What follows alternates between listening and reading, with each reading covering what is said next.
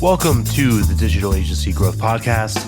I'm your host, Dan Englander. So today on the show, I'm very excited to welcome Jonathan Stark. Jonathan is a former software developer who's on a mission to rid the world of hourly billing. He's the author of Hourly Billing is Nuts, the host of Ditching Hourly, and writes a daily newsletter on pricing for independent professionals. Without further ado, please give it up for Jonathan Stark.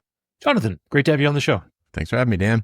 Yeah, for sure. So this episode's about pricing, which is important. And I think that in the agency world, or just in the B2B space in general, I talk about this a lot. We all think that we're like these rational actors and robots, that the psychology doesn't come into play. And, it's sort of just, well, here's the list of what you get and here's what it costs. And then people either get it or they don't. But there's a lot more interesting stuff that goes into pricing. So to give you the floor, I think my first question is, why is hourly pricing a bad idea? Yeah, I'll start right off by saying it's not pricing at all.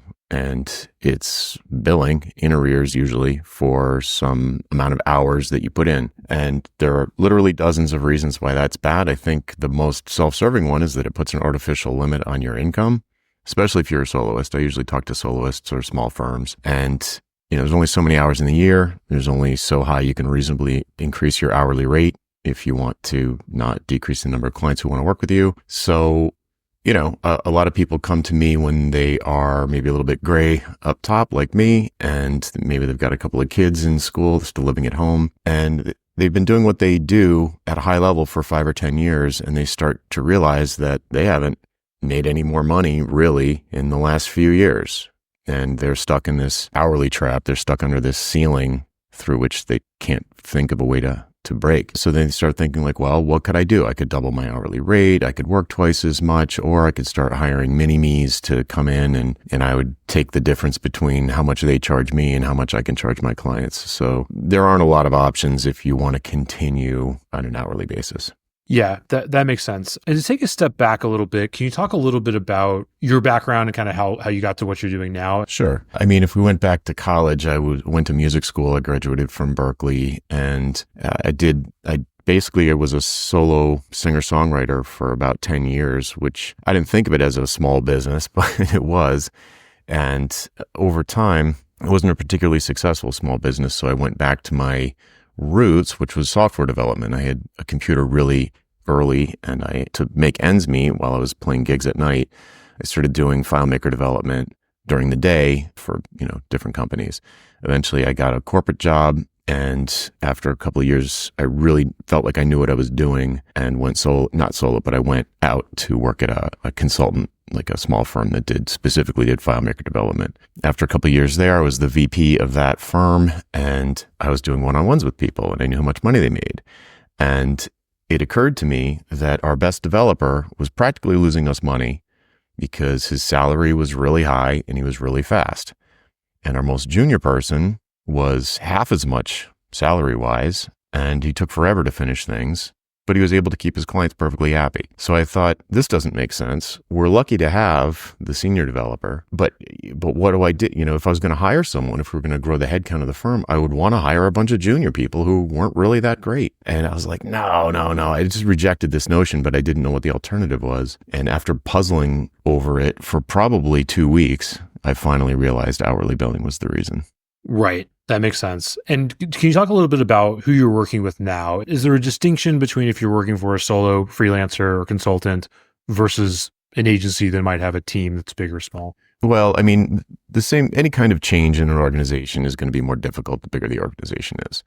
So for a soloist, it's easier to turn a jet ski than the Queen Mary. So if you've got a big firm that you have scaled up using employees, then switching to a different model would be very time consuming. You'd need to have serious motivation to update probably everything about your business, from the incentives to the invoicing. Probably all of your systems are based on the assumption of an hourly model at the base. The way that you do sales, the way that you quote projects, everything would change. So the bigger the company is, the harder it is to shift. So with a company like that, I would recommend doing a sort of a pilot. There's a couple of ways to do it. One would be a pilot program where you take a bunch of really good employees who already hate the hourly model and sort of teach them a different approach to the whole system. So the marketing, the sales, the delivery, the everything. So you could do it in kind of a controlled fashion. Another way that I have seen people do it is where the firm is led by a principal. There's like one particular person who's the original expert and the other people are sort of like junior versions. Sometimes that person will start a side hustle almost where they do pure consulting outside of it could be inside of the organization, but it's probably not. It'll probably be outside under their own name and really test the waters so that they're not endangering the model that they have working at the company, perhaps even to just prove to themselves that it works. And then maybe they bring it in different ways. It depends on what kind of work you do, of course, but those are two ways that I've seen people do it. Yeah, I really like that because like a lot of the times you see agencies kind of do these skunkworks projects and they're like, we're going to go build a piece of software and be a software business. And it almost always fails because it's like, it's so much to do that, but it's not as much to do like, we're going to try a consulting offer and I'll charge this amount to achieve this outcome in this time. And, that is much more congruent with what the agency is probably doing day to day. So I think that's cool. I think, with that in mind, can you talk a little bit about like what happens when prospects do ask, like, what is your hourly rate? I know you have some really interesting responses to questions like that. Yeah, I just say I don't have one. Right. And just leave it at that. And then they say, well, how do you price your work? And I'd say, well, I'd give you a price for the project. Is that acceptable? And they're like, yeah, that'd be great. Right. That makes sense. And I think where it seems like a lot of this is heading, and I know you talk a lot about this, is towards more specialization, obviously, and you can correct me if I'm wrong, but does it also imply more productization to go from hourly to something else? Not necessarily. Productizing is one approach. And it's got pros and cons. I think if you're used to doing project work, that might feel a little strange. It might be a non-trivial change. I guess all of it's a pretty significant change, but you could productize sort of an initial strategy level kind of workshop engagement or blueprint. Give me an example of an agency and I'll see if I can come up with like an... Let's see. So we have a client in our program right now that does major kind of enterprise video for enterprise B2B services companies. Okay, so I would find out from that, if I were that person, I would find out from my customers through testimonials and other conversations, what value they're getting out of my contribution to whatever their ultimate goal is. So what did my contribution enable for them in a business context? And I would see if there was a sort of repeatable, small, compared to a large implementation project, but like a smaller project or especially a higher level advisory kind of thing, where I could either turn it into a monthly advisory retainer where I would be advising them, answering their questions about, like someone senior would be bouncing ideas off of me as an expert at video production. What should we do about this? Should we or shouldn't we create our own internal studio? If we're going to do that, how should we do it? And you're just answering questions on a monthly basis for a fixed amount of money. Or maybe there's a one-time, almost DIY version of what it is that you normally would do implementation-wise that you can sell at a lower price, but at a dramatically lower cost. So let's say an average engagement for someone like that is $100,000 for a project. Maybe there's a $10,000 thing that would be extraordinarily repeatable, not customizable at all. And it's just like, here's this thing. I don't know what the outcome of these person's videos are, but let's say it's product demos for sales teams to hopefully increase the adoption of whatever they're selling. You could say like a video production in a box. Maybe it's a physical product in this case. I've seen some of those, but it could be just a kind of like a training thing where here are the components that you would need. Here are the kinds of people that you need to pull from your organization to put this together. And you can buy this framework for operating in an ongoing way to produce these kind of results for yourself by buying my step-by-step process or whatever it is. And so it could be an info product. It could be a physical product. It could be a combination. It could be software. But the idea is that the cost is extraordinarily low in terms of delivering it because it's super repeatable. There's really no additional cost. Every time you bring on a new customer, it's like, just here's the info product, take it and run. Or it's a 2-hour, 4-hour, half-day kind of presentation that's very straightforward, not rocket science. So if you can do that, it's a great sort of foot in the door, easy to understand value proposition for your ideal buyers. So they come in and they buy this thing, teach us how to do this thing that you're great at, or teach our internal employees how to do this.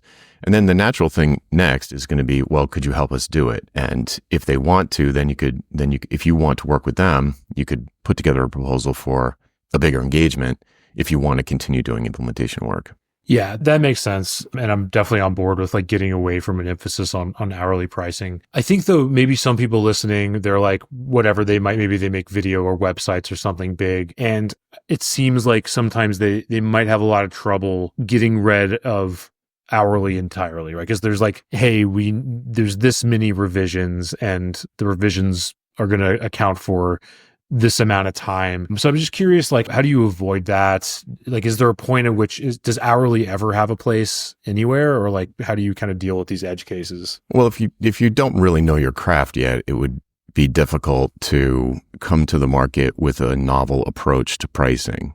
So it would be dangerous for you because you'd have a really hard time knowing how much scope would really be involved from talking to a client. So if you're really new, I probably wouldn't go hourly. I'd probably just do fixed prices that I pulled out of the air for fixed scope types of engagements and be really targeted with the kinds of clients that I'm going after so that there are going to be a lot of commonalities from client to client. So I've sort of I wouldn't call it an efficiency of scale, but there'd be less variety. You're having fewer surprises from client to client. If you always work with dental firms who have between 3 and 6 hygienists working there, they're going to have a lot of similar problems, especially in a zip code or even in a state or a country. They're going to have a lot of really similar problems, and it's going to be relatively straightforward. Very quickly, you're going to have expertise in that particular vertical or whatever the segment is. I interviewed a guy a couple of months ago who targeted power washing businesses because he used to have a power washing business. He had a health problem. He couldn't keep doing that business. And he had fun creating his own website. So then he just started creating websites for other power washing businesses. And very quickly, this became extraordinarily successful because other power washers, they don't really care about their website. They just want leads. They want the phone ringing. And he knew how to do it. And so he just had a bunch of different WordPress themes. He still does this, as far as I know. He has a bunch of different WordPress themes that make sense for this kind of a buyer, and he just rolls them out, and they come along, and he doesn't charge them up front for a big project. He just says it's $180 a month, like a payment plan, I think for a year or 2 years, and he just takes the risk that they're going to stay in business and they're going to pay him. But literally they could cancel after the first month and have the website. So he came up with this novel way to package up web development or web design and sold it to people in a way that they were comfortable paying for it. They could understand what it was. And because he's so extraordinarily specific about who he was working with, he was able to systematize the whole thing so it wasn't that much work. He wasn't getting a ton of money, but it was practically no work. So it ended up being very profitable. Yeah, that's great. And that makes sense. I'd love to talk a little bit more about pricing in so much as it can improve close rate for, agencies, B2B service companies, et cetera. We've all seen how this is done in the SaaS world with the Goldilocks thing, the 3 options. We know about the extreme anchors. I'd love to hear any experience you have with complex services and how to think about how to make this stuff increase close rates. Yeah. Sure. So I think the main thing, it helps to be positioned as the one and only of what you do for the kind of person you're talking to. That helps a lot. If you wrote the book on websites for power washing businesses or you're well known as a specialist in this particular thing, that can help a lot. Even if you don't have that, if you come into a sales meeting with a new prospect, a potential client, and you let them tell you, usually they're going to brain dump about what they've been thinking, the ways that they think they might solve their problem or you might solve their problem, or order a list of things they want you to do for them. I'll write all that down for like maybe 20, 25 minutes. And then I'll say, this is great. I've got 5 pages of notes here. Could we step back for a second and talk about your business and how this is going to fit into the big picture so I don't paint us into a corner developing this or designing this in the wrong way? I want to know what you're going to do next. Like once I deliver this website or whatever the thing is, what's going to happen next? What do you hope happens next? What will be the ultimate business outcome? And I call this the why conversation. I originally read about it from Alan Weiss. He has these sort of like 3 types of questions you ask. It's like, why this, why now, and why me? And you go through those things. And if you get the answers to those 3 questions, you can write a very persuasive proposal without thinking very hard about it, because they are going to tell you everything you need to know to put in the proposal. You might be uncomfortable asking, why would you hire someone expensive like me to do this when you could do it internally, or you could hire an intern? You might not want to ask that question, but that question is going to be in their head when they're reading your proposal. So you might as well find out why that's not what they're doing. And then you can put it right in the proposal And the important piece is, in the proposal, I would offer 3 options in that sort of Goldilocks style that you referred to. But the key piece is that you want to focus the proposal on the benefits, the outcomes to them, and not the stuff you're going to do. So if you say, I'm going to build you a website, and one of the features of it is that it'll be responsive. Well, who cares? Like, why does a power washer care that their website is responsive? So you need to put the benefits right in there for them, especially if they're not an expert at what you do, which hopefully they're not. So it'll be like, we'll make sure that your website is responsive on mobile so that people can contact you straight from their phone the instant that you pop up in a search result or whatever. And that way they could immediately book, immediately get you on the phone, and don't have to wait until later and go to their desktop. And what does that mean? That means more leads. What does more leads mean? More shots at closing a deal. So what does that mean? More money for the client. So if you're always focusing on the goal, their ultimate goal, save money, make money, whatever it is, and why they think someone like you can contribute to that outcome, then you can write a very persuasive proposal that will almost certainly look nothing like the proposals they're getting from everyone else if they're shopping around. So if they're shopping around, other people can be like, I'll do this, I'll do that, I'll have this many revisions, blah, blah, blah, blah, blah. And they're going to get 10 proposals like that with price tags attached to each thing, or we think it'll be this many hours and there'll be a price tag attached to the hour. What you're saying is you will have this lead generating machine online 24/7. However long it takes me to do it, that's what you're going to get. Yeah, that's really helpful. And I need to circle back to Alan Weiss. I think it's been years since I've read his stuff, and that's great. The why this, why now, why me framework that bears repeating. So I think that probably some people listening to this are in the sort of like specialization woods, right? Where they're like, we've got these 5 verticals we serve, and we've got 10 different projects. They're probably filled with recency bias.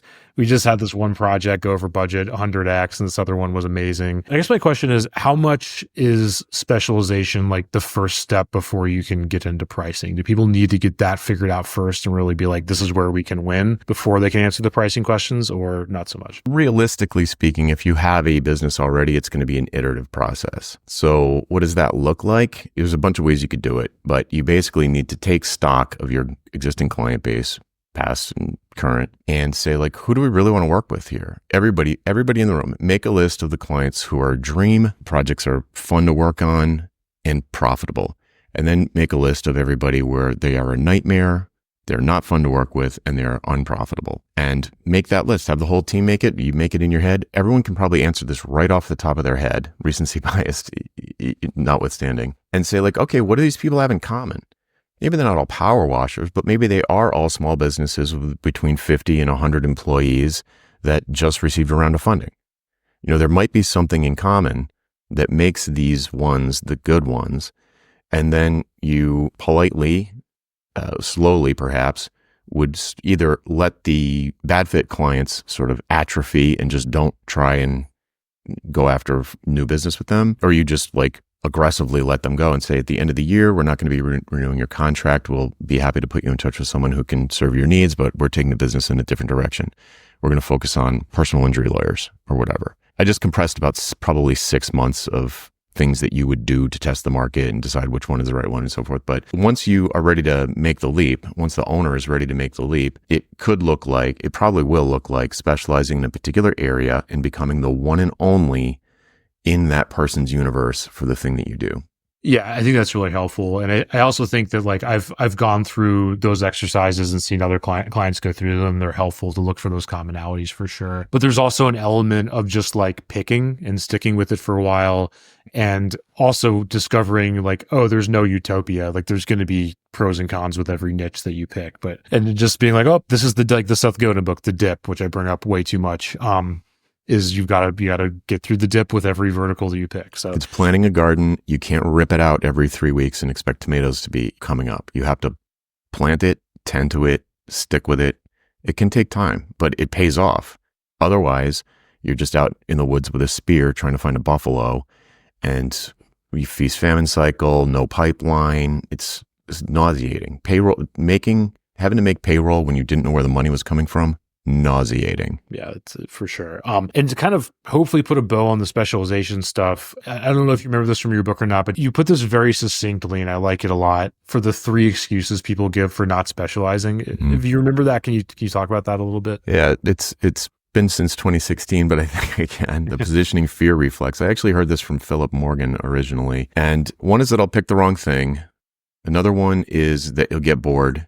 And another one is that the market won't be big enough. And I could flip all of those if you want, if that's where we want to go right now. But like the getting bored one is like, watch any TED talk. The person on stage is a specialist and they're not bored.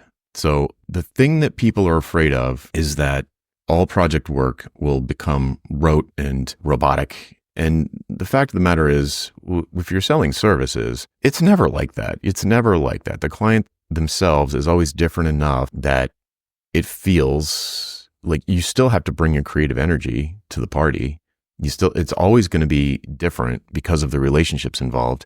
What happens is you become an expert at hitting the kinds of home runs that these people want, or just hitting home runs in general, because these people are in a baseball metaphor and somebody else is in a basketball metaphor. And if I'm getting great at hitting home runs, that doesn't mean I'm going to be great at hitting 3-point shots. So every different vertical, every different segment that you target is going to have different nuances, different language, different success metrics, different kinds of cultures inside. So the board one is just silly. It doesn't pass the sniff test. You're going a mile deep instead of a mile wide. It's just still a mile. I might pick the wrong one. Well, you just test it and find out. It's not that hard. You can find out pretty quickly what the right one is. I forget the last one. What if there aren't enough of them? Won't be able to find clients. I think that's the last one. So this one I do understand. I think this one's kind of counterintuitive. I won't be able to find enough clients objection comes from what seems like a rational thought process, which is this. We're currently not getting enough leads. Let's say it's 1 a month and we're targeting everyone. So if we only target a specific set of businesses, and so instead of 100 million small businesses that we could potentially work with, now we're down to 1 million pediatric dentists, then we're going to get 1/10 of the leads. But the exact opposite is true. It's the paradox of specialization. And this phrase that you usually hear is, why would I just fish with a measly little hook when I could cast this wide net and catch more fish instead of just one fish at a time? And that metaphor is completely wrong. The water is the market, not the net. The net is your marketing tools. So you're fishing with a measly hook no matter what. Would you rather fish in the ocean with a measly little hook, or would you rather fish in a barrel stocked full of trout that are practically jumping out into your boat?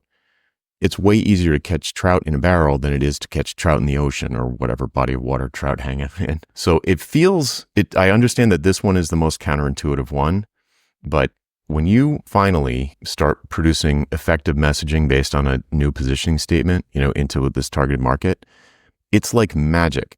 People start inviting you onto shows. People start inviting you to speak at stuff. Could you speak to our group? Could you come to this trade association and tell us that thing that we read about in your book? So on and so on and so on. And of course, leads come from all of that. Yeah, I think that's a really good point. I like that water metaphor because that lays it out well. I think tied to this is, can you talk a little bit about what is the ideal cadence for raising or changing pricing? How is there a process you recommend for that? There's a few different ones. So let's say you have a new productized service, and initially I would probably price it based on scope. So, okay, here's this productized service. It's going to be this scope. It's going to be basically this scope no matter who buys it, assuming that I limit it to the appropriate kind of buyer. So I've got an appropriate kind of buyer, mom and pop pizza shop with one location, and this is the perfect productized service for that group.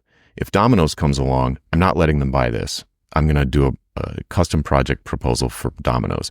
But for mom and pop pizza places with a single location, if you want your website to be converted to responsive, or you want a video team to come in and take beautiful video or photos of your food and to update your website, whatever the thing is, it's $5,000. And I wouldn't do it for a penny less than $2,500. Let's say if I was working with someone, I'd say, all right, so you get your little photo shoot pizza place thing. What is the least amount of money that you would take for that? Like a penny less, and you'd be like, forget it. It's not worth my time. If you tell me $2,500, I'm going to say, okay, price it at $5,000 and go sell that thing. If it sells immediately, double the price, or at least 65%. And then if it sells immediately again, your price is just too low. So just keep increasing the price dramatically until the demand starts to fall off. And then you're in the ballpark of what the market will bear. Another thing that I have people do once they design the thing is go out and get 3 beta clients to pilot the service and say, hey, I'll do this for you pro bono in exchange for feedback on the marketing, the delivery, anything I could do to make it better for you, what's not really worth that much to you. And ultimately, if you are happy with the outcome, I'd love it if you could give me a testimonial. And they say, okay, you do the thing and you get the testimonial. And then part of the testimonial process, at some point at the end, I would say, listen, I'm planning, this was all pro bono. They don't know how much it would cost, but you're going to bounce a price off them to see where roughly ballpark. And you say, would you recommend other people like you buy this service if it was $5,000? And you just watch their face. If their eyebrows go up, then that's like, wow, sticker shock. If their eyebrows go down, like, oh yeah, take my money. That's like, that'd be great. Then your price is too low. And if they just sort of nod like, yeah, we would have paid that. That's probably reasonable. Then you're in the ballpark. And then again, you can adjust the price up or down based on demand over time. And at the same time, even if you kept the price the same, you're going to come up with systems, processes, checklists, automation to make the delivery, sales and delivery, way easier. So your profits are going to increase no matter what, but hopefully you can also raise your prices. So that would be for a productized service. I have another answer for just custom projects if we have time. Yeah, let's go into it. Okay, so if you're doing project-based proposals for custom work, not productized, and you go through the why conversation, you present them with a 3-option proposal, and everybody's always picking the third option, you're miscalibrated on the value that you're delivering or promising to deliver, or that they trust that you can deliver. Your price is just way too low. They should be picking option 2 most of the time.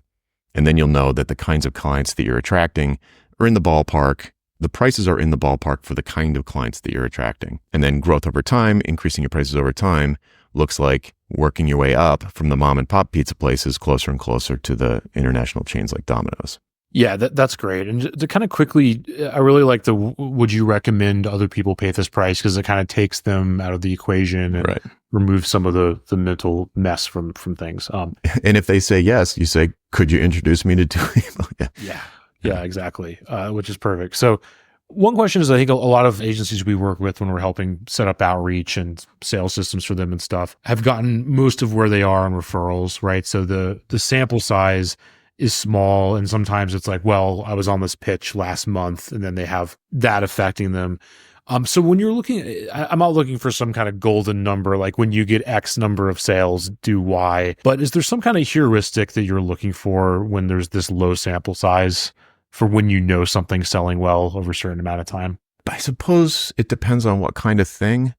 So let's say small sample size. You shouldn't have too small of a sample size with a productized service. That would indicate to me that you haven't figured it out yet.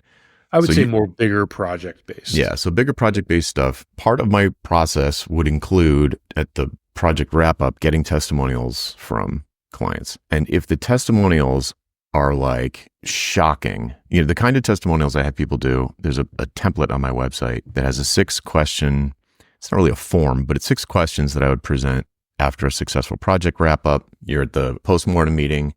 People are over the moon. They're really happy with the outcome.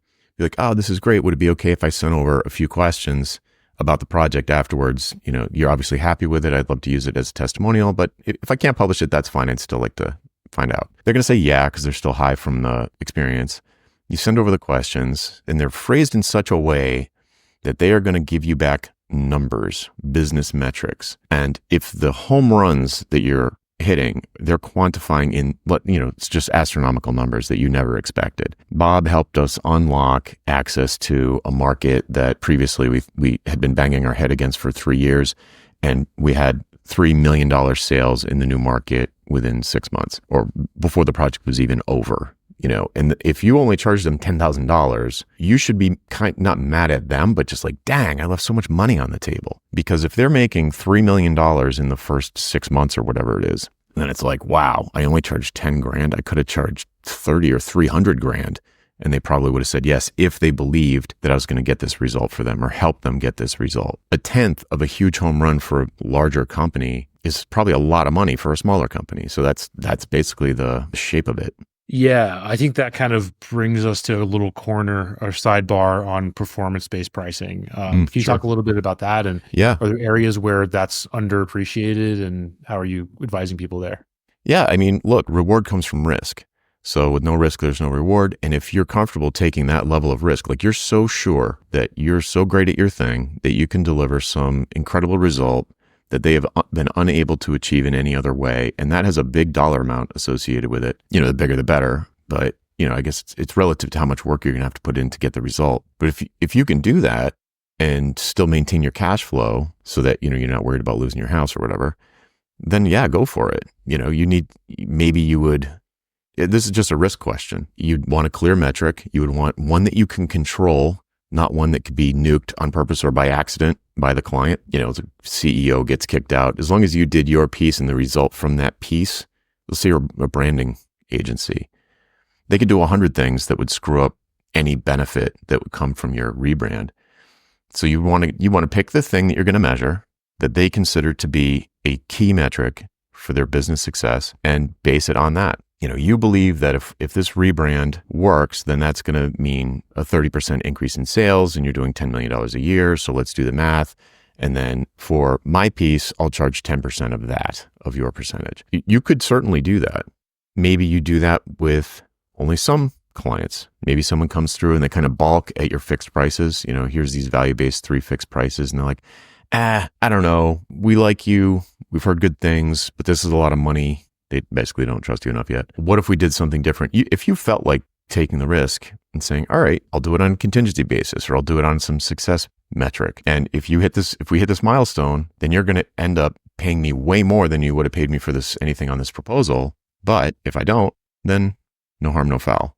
And there are different versions of this where you have like an initial payment, but you only get the second payments if you hit there's 100 ways to do this probably, but it's really just a question of risk. How much risk do you want to take? How sure are you that you can hit a home run for this kind of a client? And if you want to do it, it's kind of like the platonic ideal of value pricing is just like, pay me what it was worth to you after it's done. And it's very low risk for the client. Right. And I was going to dig into ways it could play out, but I'm sure there's a lot of them. That all makes sense. I guess, do you have any examples of that from clients you've worked with that, in terms of how they're thinking about it? Are there agencies that are like, we'll do one of these a quarter? Are there others that have certain products where it's just largely performance based? Are there any examples of agencies where you wouldn't think they could do performance, but you've kind of seen it work? Like you mentioned branding, and that's not a typical way that you see that play out. Yeah, I don't have tons of examples of this because it's too risky for most people. I have talked to a few people though. One is sort of a executive headhunter in a space where it is very difficult to find qualified applicants. Very, very high skilled, the kind of people who don't move around from job to job very much. And when someone needs someone like that, it's one of those things where it's like most recruiters will just charge you for the number of applicants they send, and it's like X dollars per applicant. And the quality of the applicants is really the incentive for them to send good quality candidates is more about their long-term reputation as a recruiter and less about the individual transaction. So for example, let's say they get their first down payment, a recruiter gets down payment. Let's say the overall thing's going to be $30,000 for the executive search, and they get $10,000 up front, $10,000 when they provide 3 qualified applicants, and then $10,000 when one of them gets hired. And they're just like, we don't care if anyone gets hired. We're just going to take the $20,000 and just shotgun applicants at them. Like, oh, you didn't hire anyone. Oh, well, see ya. So this person I was talking to, he was like, no, he has a different process and he has a different value proposition. And it's known that recruiters do that. So he and I worked together to come up with a different incentive model where it was a little bit more like they do pay up front, but it's or your money back as long as you don't cancel the search. So there's like a cancellation penalty. So it can get it gets very specific based on the situation. So like the example I just gave you wouldn't probably work in many other things because it's just too weird. Like the client isn't expecting that kind of a deal, but in recruiting, they are expecting that kind of a deal. So the psychology of the buyer and the expectations of the market or who you choose as your ideal buyer it has a big effect on what would work. Yeah. It almost seems like it's kind of for the same reason that prediction markets are focused on like presidential elections, where there's this binary outcome of either this person won or lost, right? Yeah. Where are you satisfied with your website is kind of just subject to so much. Oh, I would never. Yeah, that would not be it. No, I would find out in the sales meeting what would make them satisfied with their website. A lot of clients, this is just my experience, in the development phase of the website, if you let them, that get all up in your face about colors and fonts and, oh, my wife thinks this is ugly or whatever. And I would not let them do that. Like the last web project I did was a long time ago, but it was like the goal here, this is back in the responsive web days and the mobile apocalypse when Google was going to start deranking sites that weren't mobile friendly. And, I had somebody that had a really popular e-commerce site. He was doing pretty well. And he said, this needs to be mobile friendly. He was very scared about the outcome. And I was like, look, I will make a mobile friendly website for you. It will be based on your current design, but we're not doing any design reviews. The goal is pass Google's mobile responsiveness test with a site that looks like your site. So people aren't going to be confused that it's not someone else's site. And that was the deal. So the success metric was pass this test. A website, I'm not talking about a SaaS or a web app. A website for a business is marketing. What's it for? For the phone to ring. It's not complicated. I wouldn't even take your money if you didn't have some goal for the website. So if somebody said, oh, I just want the CEO to like it. I'm like, I'm not doing it. That'll be endless revisions of someone micromanaging me who doesn't know what they're doing and wants to put like an animated version of their cat on the website. Yeah.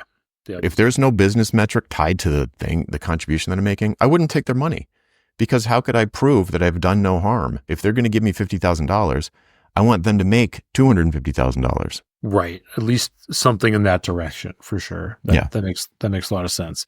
Kind of getting towards the end of our time, one question I had is, we've talked about how pricing affects the top half of the P&L. What about the bottom half? How much do you recommend your clients on the operations side try to get vendors to go from hourly to fixed and so on? So if I'm buying services, should I demand that they're fixed price or something? Is that the question? Sure. Maybe not demand, but in terms of the arrangements agencies have and how they're kind of thinking about paying stuff out over time, should there be an emphasis towards going from hourly to fixed?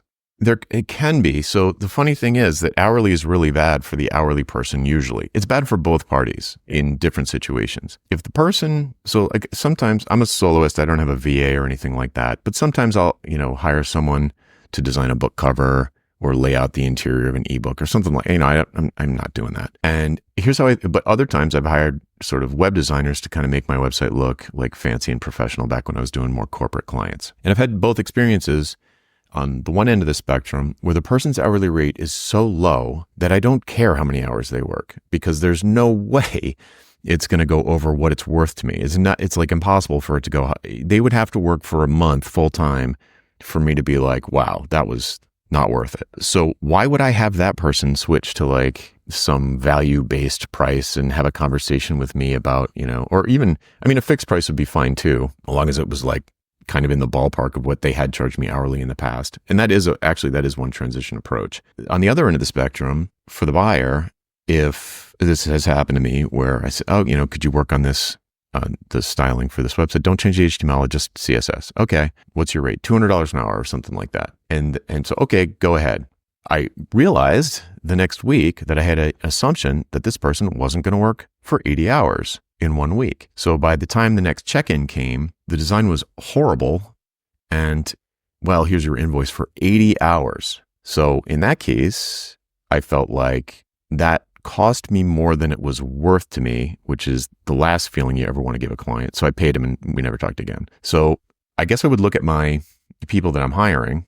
This could include employees, by the way, and say, okay, what is this contribution worth to me? It's a little trickier with employees because they get paid monthly, not on a project basis, but there's a path there. But for someone that you're hiring to do one-off types of things now and then, you could say to them, look, let's go back to the video person. This is going to need special lighting that I don't have a rig for. Could you come in and do, I don't like the physical nature of this. But anyway, let's just say I need someone to do different kind of lighting than we're good at. Can you come in, can you give me a price for that? And they might say, oh, well, it'll be X dollars per hour while I'm on site, plus this for the equipment and da, da, da, da, da. And if it takes longer, it's going to cost you more. There might be prep work that they have to do to create the rig in the first place. And you don't know how much time that's going to take. So you didn't really get a price. It's like saying, if I ask somebody for a price for a roof to re-roof my garage, and they said, well, shingles are 10 cents each. You're like, well, how many shingles is it going to take? Like, just give me a price. So it could be that you're like, that's fine, that the project is $1 million project and this person has never charged you more than $10,000 for anything. So maybe it's 20, but you're still going to be a lot of profit. So if there's a lot of margin, maybe you don't care. But if there's not a lot of margin, or it's potentially unbounded, like they creep their own scope, then you can reach out. I had people to do this. They say like, look, I've got this big software project. There's a particular module I need to integrate with OAuth or something. I don't want to learn how to do it. It really needs it. Could you do it for $1,000? And they'll say yes or no. Great. Let me know when it's done. Here's your $1,000. So it could be that if you're dealing with people who have a really high hourly rate and there's not a lot of margin for you to work with, you can make everybody happier and more sure of their profitability in advance by going to fixed prices, however they're calculated. Or if it just totally doesn't matter because the hourly rate is so low, then fine, keep letting them undercharge you. Yeah, that makes a lot of sense. So it sounds like there's more flexibility there, and I was kind of curious to hear your perspective on that. Yeah, kind of to close things out, we'd love to hear kind of like what are you working on over the next few months, and where can people go to learn more and follow what you're up to? Yeah, the best place to go to find out more, especially next time somebody asks you for your hourly rate, just stop what you're doing and go to valuepricingbootcamp.com, and that'll redirect you to a free email course on my website. And the emails come from me. If you reply, it goes straight to me in my inbox, not an employee or anybody else. So we can start a conversation there. Lately, I do different sorts of things for people that touch on the various aspects that are required to make value pricing a huge home run for you. So you got to be the one, you have to be positioned as the one and only. If you are, it has a massive positive impact. You need to publish your thoughts, especially if you're doing some kind of consultative or advisory services, which to me are the ultimate goal. If you can just get paid for your thinking, it is like fantastic. So publishing your thoughts, your insights to the world, how to do that on a daily or weekly basis through email lists and podcasts and so forth. And then, just the different ways to price things, like pricing, publishing, and positioning are like the three main areas I talk about. So you'll find workshops on my website that help with all those different things. That's great. We'll get all that linked up. That's super helpful. John, thank you so much, man. Really appreciate it. My pleasure. It's a fun talk.